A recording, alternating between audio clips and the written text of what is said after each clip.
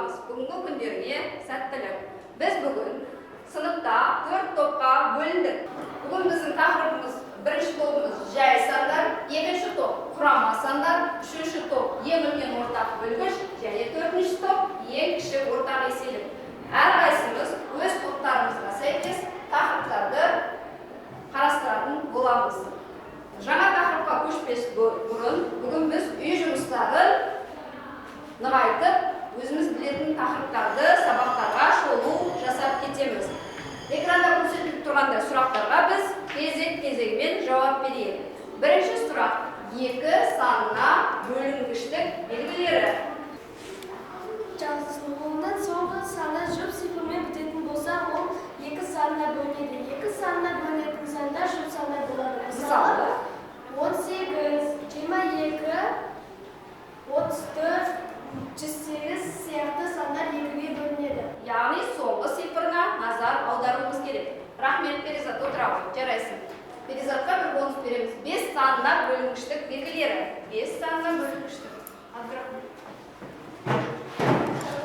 Аяқтауы 0 цифрмен немесе 5 цифрмен аяқталатын натурал сандар 5-ге бөлінеді. Мысалы, алып көрейік. 20 санының аяғы соңы 0-мен аяқталып тұр. Сондықтан ол 5-ге бөлінеді. Тағы да бір мысал құрастырайық. 45 санының соңы 5-мен аяқталып тұр. Сондықтан ол 5-ге бөлінеді.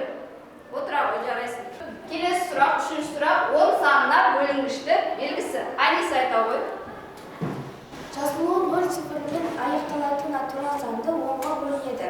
Мысалы, 70, 80, 90, 100, 1700, 1800, 1900, 2000. Отыра ғой, рахмет. Анисаға бір бонус. Келесі сұрақ: натурал сандардың 3-ге бөлінгіштік белгілері. Кім айтады? Айта ғой. Цифрлардың қосындысы 3-ге, қалдықсыз бөлінетін сандар 3-ге бөлінеді. Мысалы, 9, 15, 27, 45. Мысалы, 45-ті қарастырайық. 45-те қандай сандар бар? 4 және 5. 4 пен 5-ті қоссақ қандай цифр береді? 9. 9 3-ге бөліне ме балалар? Бөлінеді. Түсіндік па? Отыра ғой. Рахмет. Келесі сұрақ: қандай сандар құрама сандар деп аталады? Тағы да бәріміз белсендірек. Құрама сандар 2-ге, 6-ға және басқа да сандарға бөлінетін сандар. Мысалы, 12 2-ге бөлінеді, 4-ге бөлінеді, 6-ға бөлінеді, 3-ге бөлінеді. Яғни 2-ден көп бөлінгіштері бар сандар құрама сандар деп аталады. Отыра ғой. Келесі сұрақ: бөлінгіш ең үлкен ортақ бөлгіш. Тағы да ең үлкен ортақ бөлгіш. Ал айта ғой. Берілген сандардың ең үлкен ортақ бөлгіші сол сандардың жіктеріндегі ортақ жайы көбейткіштердің көбейтіндісіне тең. Мысалы, 27 мен 54-ті алайық. 27-нің бөлінгіштері 1, 3, 9 және өзі. 27-нің өзі. Ал 54-тің бөлінгіштері 1, 2, 9, 27 және 54-тің өзі. яғни 9-дың өзі бұл жерге бөлініп тұр. 9-дың өзін бөлсек, 9-дың өзі 3 пен 3-тің көбейтіндісінен құралады. Яғни 2 санның ең үлкен ортақ бөлгішін табайық енді. Ең үлкен ортақ бөлгіш тапсақ 27. 27. Жарайсың, отыра ғой. Келесі соңғы сұрақ: бөлінгіштің негізгі белгілері. Тағы да кім айтады? Бержан, қатты айтайын дауысың. Егер көбейткіштердің біреуі берілген санға бөлінсе, онда көбейтінді де сол санға бөлінеді. Егер қосылғыштардың әрқайсысы жеке сол санға бөлінсе, онда қосынды да сол санға бөлінеді. Жарайсың, отыра ғой. Біз енді үйге берілген тапсырманы сен маған, мен саған әдісі бойынша бір-бірімізбен алмасып, үй жұмысын тексеретін боламыз. Тақтада есептің дұрыс үлгісі тұр, ал сендер достарыңызды тақтаға қарап дұрыс жауап берген ба? Бағалаймыз. Және алдарында берілген сағат белгісі бойынша бағалау парағына бонустарымызды қойып шығамыз. Бірінші есепке назар аударайық. 2-ның 2 дәрежесі. Ол дегеніміз бізде не? 2-ның 2 дәрежесі Екіні көбейтсе 4. 4. 2-nin 2 derecesi 4. 4 3'e көбейтеміз 12. 12'ni 5'e көбейтеміз. Cevabı 6. Дәл осы әдіспен тексеріп шығамыз. Тағы да бұның жауабы 2. 2'ni көбейтеміз. 3'tің 2 derecesine. 3'tің 2 derecesi бізде 9. Оны көбейтеміз 5'e. Жауабы 90. Дәл осы әдіспен тексеріп бағалап шығамыз. 1 минут уақыт береді. Сол бойынша тексеріп шығамыз. Болса, қайтадан досымызбен ауысамыз. Егер 6 десекте дұрыс болатын болса, 6 болуш береміз. Балалар, енді келесі кезең бізде жаңа тақырыпшасын ашып алуымыз керек. Ол үшін мына қобдишаның ішінде балалар сандар жасырылады. Әр топ өзіне тиісті санды сұрақ қою арқылы тауып шығу керек. Мысалы, мен бір сан жасырдым. Мержан, бастай ғой. Қандай сұрақ? Мен я жоқ деп жауап беремін. Бұл елінде үлкен бе? Я. 80 үлкен бе? Жоқ.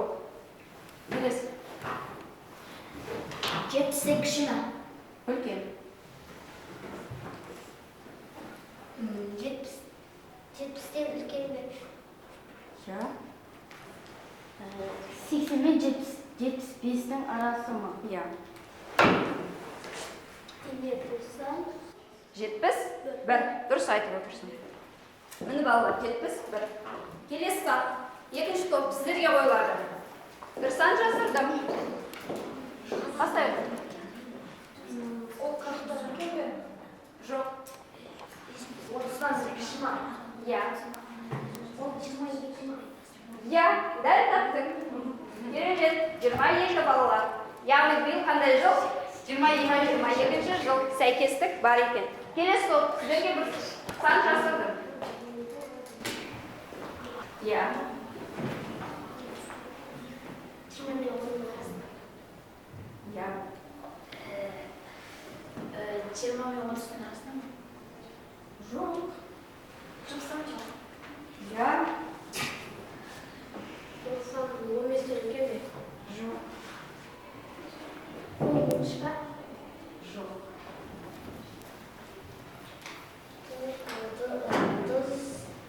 37. Дұрыс. 37. Енді осы сандарды қайдан бүгінгі тақырыпты ашамыз. Бүгінгі күнді жазамыз және тақырыпты жаза қойыңдар балалар. Яғни біздің тапқан сандарымыз 71, 12,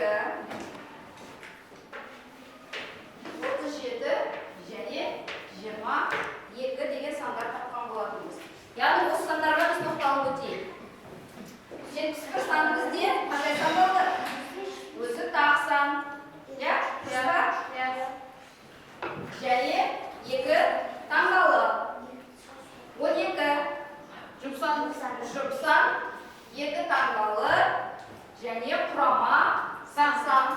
37 тақ сан, 2 таңдалы. 22 жұп сан, құрама санға да жатады.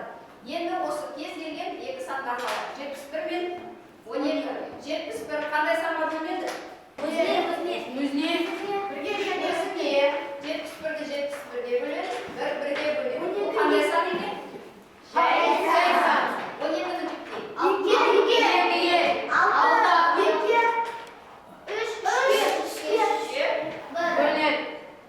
12 құрама сан. Енді 2 санға да қарайық.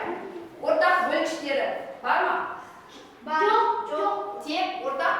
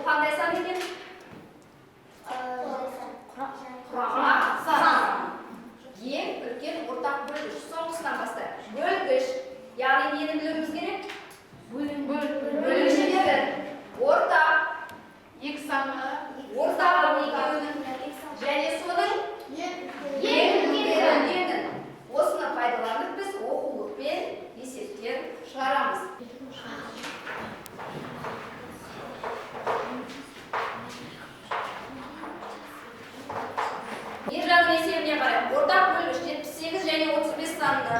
Екеуінің ортақ бөлгіш саны 1. Тек қана 1. Дұрыс па балалар? Иә. Отыра ғой Мержан. Әселдің есебіне назар аударайық. 315 және 154 сандардың ортақ бөлгіші. Енді былай қарап жазамыз. Ең үлкен ортақ бөлгіш 1. Дұрыс па балалар? Иә. Дұрыс, келісеміз. Отыра ғой. Енді дұрыстап кетеді. Енді балалар, біз сергіп алайық. Сергіту сәтінде мен 1-ден 40-қа дейін сандар жасырамын және ол сандарда 5-ке еселік және 5-ке бөлінгіштік қасиеті бар сандарды айтпай кетіп, орнына мен жаңылмаймын деп айтамыз. Келістік па? Иә. Бастайық. Мержан. 2, 3, 4, Мен жаңылмаймын. 6, 7, Жылда. 9, мен жаңылмаймын. 4, мен жаңылмаймын. 6, 7, мен жаңылмаймын. Қателестік. Екінші топта 2 қате кеттік. Келесі. 26, 27, 28, 29, мен жаңылмаймын. 31, 32, 33, 34, мен жанымаймын. 36, 38, 39, мен жаңылмаймын. Молодец, жарайсыңдар. Демалып тобы озды. Кәлім, шапалақ. Жарайсыңдар. Келесі бізде топтық жұмыс беріледі. Топтық жұмыста топ болып орындаймыз. Өзара жай сандардың көбін құрастырамыз. Жылдам 1 минут уақыт керек. Біргеміз. Уақыт кетті.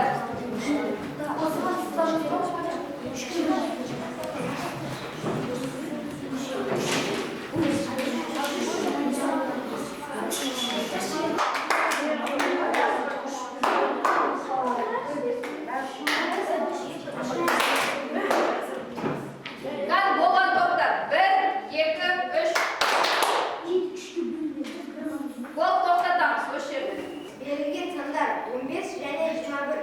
Ортақ бөлгіштері 3 және 3. Ортақ бөлгіші 3. Дұрыс па? Иә. Дұрыс балалар. Ортақ бөлгіші, ең үлкен ортақ бөлгіші 3. Келесі. 6 және 7. Берілген сан 6 және 7. Ортақ сан 1. Ортақ бөлгіштері 1. Яғни 6 өзара 1, өзара жай сандар. керемет. Келесі топ.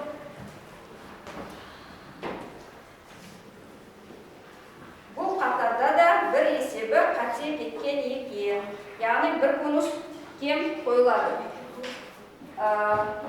Мына топқа бір бонус салынады, мына топтан да бір бонус. Бізде Абдрахманның тобына да құрама сандар өзінің құрама санын қате тапқан. Яғни бізде жеңімпаз жай сандар тобы. Керемет.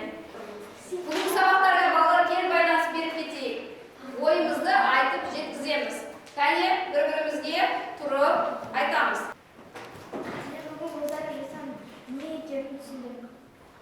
Мен жай сандар мен құрама сандарды ажыратуды үйрендім. Керемет. Сағаттарымыз бойынша бонустарымызды санаймыз. Кім 12-ге жетті?